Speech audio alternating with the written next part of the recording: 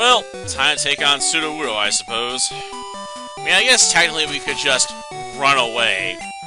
I mean, it is an option, but we usually do try and knock this thing out, you know, so it is kind of traditional. And I have defeated it with a Pidgey before, well, so it's not impossible for us to win this fight with enough mud slaps. Okay, we dodged a low kick, nice. Blinded some more. We don't weigh that much, that's not going to be very effective. Okay. Tried to mimic my, mud slaps, huh? Okay, let's just try and finish it off at this point. Okay, that was nasty. This one's gonna hurt way worse if it lands it. Okay, this went pretty well, actually.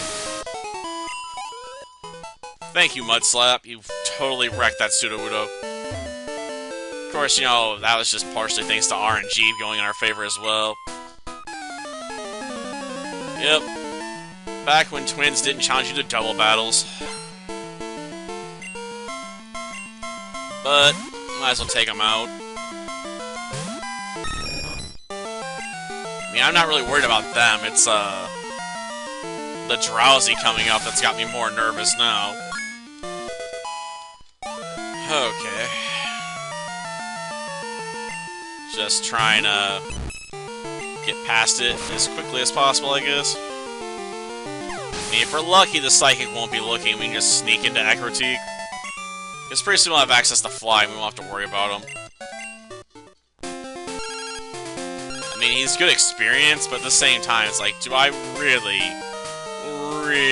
want to deal with him hitting us with a Hypnosis Dream Eater combo?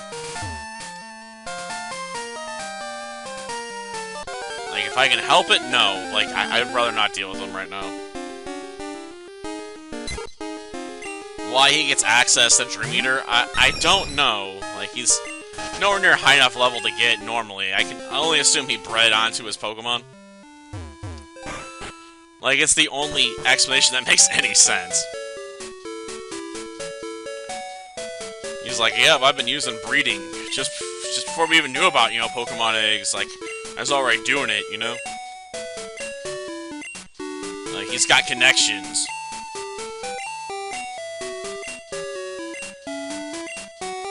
Yeah, no new Pokemon or no new moves, but, you know, that does leave you with quite a bit of variety of things you can do.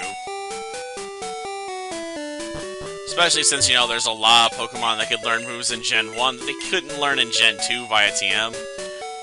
Probably one of the biggest offenders in this case is probably Swords Dance. So doesn't matter, I keep thinking about doing another run of Chikorita with Swords Dance on it, because it can learn it. I'm curious if that'd actually make Chikorita not suck.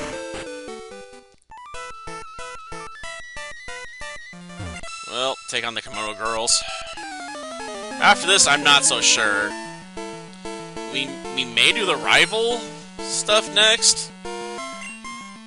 Or we may go over to Olivine City and pick up strength and stuff.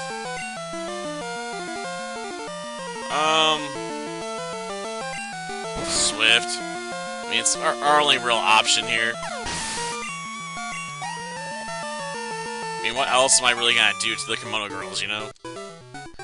Like, the only one that even is worth considering doing a different move to on would be Jolteon, just to weaken it a bit, but that's really not gonna help me avoid Thunder Shock, probably. Like, one Mud Slap, like, it may pull that off, but not very likely. So it's better just to power our way through with a neutral hit. Okay, go for a Gust.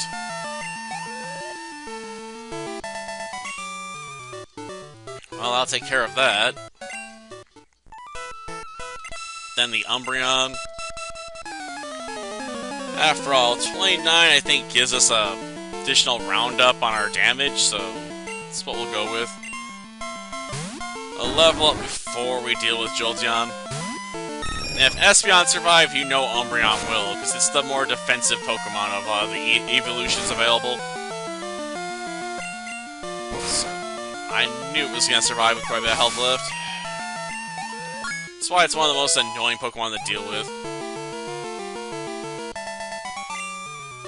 Yeah, if we hadn't evolved, we could now pick up, you know, Wing Attack here.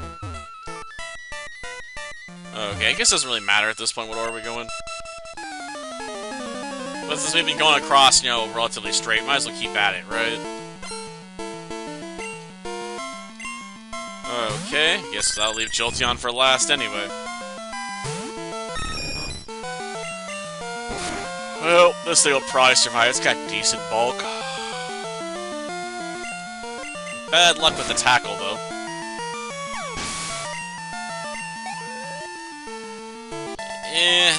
We'll just go for it. Come on, let's do this. I don't know if they're that good at Pokemon. They definitely evolved their Eevees early. Of course, my real question is, I guess, where did they get the stones from? Like, there's not a single shop in Johto that sells elemental evolution stones.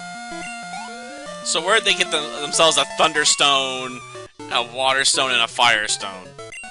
Like, I know there's some trainers that can find them for you, but, you know, that wasn't in Gold and Silver, so... Did they go and see Bill's grandpa all the way over in Kanto, then come back? Or are they originally from Kanto, you know, where we could buy them in a department store? Until you get to this game, you know, a couple years later, and they're like, we don't sell shiny rocks anymore. For unknown reasons. Well, that'll do it for this episode. Next time, you know, we'll either be going to Olivine, I'll be dealing with the rival, which everyone I think is more manageable, I guess. Until then, see ya.